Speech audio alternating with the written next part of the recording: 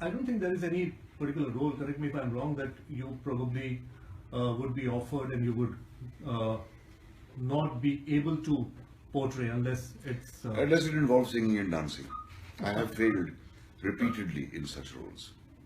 I may have had a couple of box office successes, but I don't kid myself that I performed well in those songs. Okay. The only song I have ever performed well was in Masoom, the drunken song at the party, Yeah. and the songs in Mirza Ghalib. Okay. Yeah. I'm no good at the song and dance routine, and that's a shortcoming. I will have to wait to be reborn to remedy that. But people do love to watch you in songs from Tridev and Chamatkar as well. That's because they didn't expect me to do anything like that. So it was a surprise, I guess. I really think that I can find no reason why Tridev ran. Absolutely none. I couldn't sit through it. But I think that my singing and dancing was definitely one of the factors that made it run. Yeah. I'm sure. Yeah, without flattering myself, I can say that. Because that was the only surprise the film had. We spoke about Anupam Kher, and recently when you spoke about the Kashmiri Pandit Yeah, let's issue, just and avoid this subject altogether. Okay, all right. Once again talking about your career, any particular role that you always wanted to play but never got a chance or an opportunity to play, any real life hero that you must have, or any No, real life heroes. Yeah, I wanted to play Robin Hood and Lancelot. Who the hell wants to play real life heroes? Zorro. Yeah, Three Musketeers. That's what I wanted to play. I became an actor because I wanted to do that stuff. I didn't become an actor because I wanted to play Gandhi. What if you're offered a role like Godfather? Would you be happy to take up that? Yeah, no, that's too. I can't answer that because it would depend on the script and it would depend on who's directing it, and it would depend on how it's written and who else is in it. Okay. Yeah. The presence of these heavyweight stars begins to alter the odor of any film they're in. Well, you have done international films like The League of Extraordinary Gentlemen, alongside some really great stalwarts like Sean Connery and all. Today, if you are offered films in Hollywood, the kind of films that are being I made can't answer there, that in a general way. I have been offered some after League, but it was all the turban-wearing, bearded Maharaja or a waiter or a Khansama or some generic Indian. That's the only way they can look at Indians. It's changing, but it's changing very slowly. So, yeah. Asian actors are getting leading parts, someone like Dev Patel or the other boy, Karl Penn. Yeah. They are getting leading roles, but it's happening very slowly. These two kids are trendsetters, really. Before them, it was only Saeed Jafri and Zia Muhyiddin, and the kind of parts they did, I wouldn't like to do. And people forget actors like I.S. Johar, who acted in Hollywood movies. Right. Om Puri has acted in several Hollywood movies. Many of them. Shabana has acted in a Hollywood movie. Aishwarya Rai has acted in a Hollywood movie. So, these girls who are, right now preening away about Hollywood are not exactly breaking new ground. It's been done before. Yeah. And we should be sensible enough to realize that we would face the same obstacle as a white-skinned actor would face in India. True. And that is why the achievement of someone like Kalki is truly astounding. And it is a tribute to her phenomenal talent and awareness of herself that she has got this far. Yeah. Talking about Kalki, she might not be in the so-called top league of actresses who are making... Oh, she will be. She will be. You wait and see. She will be. But do you think she's a much better performer and actor than the ones who are making crores out there? She's probably the best female actor around at the moment. Konkona Sen Sharma is another one who I rate very highly. And Kalki is definitely, I can't think of any girl who's a better actor than her Better at actor. the moment, or even in the past. One doesn't compare to her to Madhubala, of course, but Kalki can do a Madhubala, I'll tell you that. You think so? Yes. I'm a Kalki fan. You're a Kalki. Yes. And she has been a huge admirer of your work, and she said that although she wasn't as starstruck while working on Waiting, she was extremely I don't know Yeah, nervous. She said, nervous yeah. during. Yeah, that's all right. And I think we didn't know each other. We hadn't hardly ever met, and I think that's probably why she was nervous. And I'm sure she stopped being nervous within 5 seconds. Uh, People often say that when they work with stalwarts like you and other senior actors, there is always something they take back home and they learn just by being with you, acting with you, observing you. When you work with newer directors and actors, is that something you too take back home and learn from them, or there's something that surprises you and you try to imbibe from them? No, I can't say that happens. You got to have a regard for your co-workers. That's what I believe.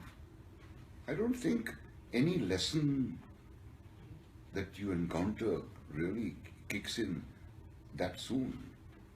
Any learning sometimes takes years to germinate within you.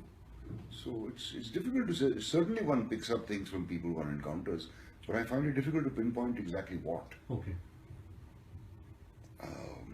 And basically you either have a regard for each other or you don't when you're working together, and if you don't, then that causes bad chemistry. Yeah. And chemistry between actors is nothing but being confident in your own skin and having a healthy regard for the other person. True. You think the current lot of actors are more professional and Oh yes, absolutely. Much more professional. This current generation of kids is far more professional than my generation or the generation before mine. The generation before mine was a bunch of indulgent guys, with paunchy 50-year-olds playing schoolboys kind of thing. But this generation of kids I'm very impressed by. A lot of them have made it on their own steam, and those are the guys I really admire. Would you like to name chaps like Akshay, Yeah. who has also grown tremendously as an actor over the years, Yeah. or someone like Shah Rukh, Yeah. whose acting I don't particularly like, but I have to admire what he's achieved. Yeah. Or others like Irfan and Nawaz and Arshad Varsi, Manoj Bajpayee, absolutely marvelous actors. I'm afraid I'm not naming any girls because no name springs to mind instantly. But these actors are far better than the actors of my generation. They're better informed, they are more at grips with their craft, they are hardworking, they have realized the worth of looking after their bodies, staying healthy. Yeah.